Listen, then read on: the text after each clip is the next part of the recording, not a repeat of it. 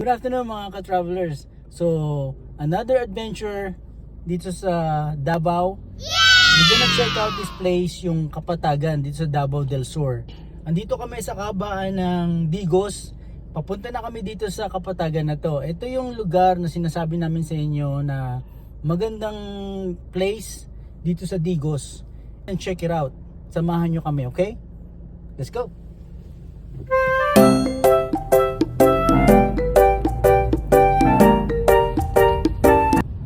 Less than 30 minutes away na lang tayo dun sa Kapatagan. Yes! Medyo umaaraw siya ngayon, yung weather. Kaya magandang mag-drive ngayon sa kalsada kasi walang masyadong sasakyan.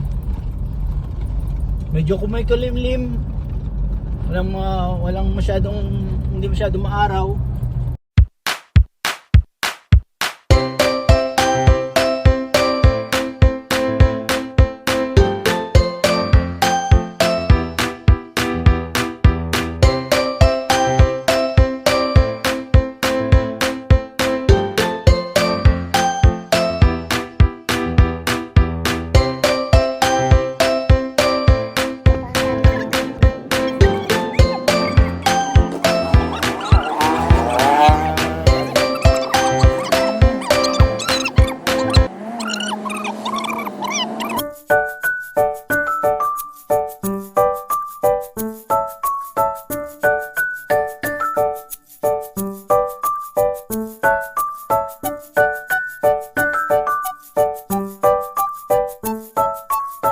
Well, nandito na kami.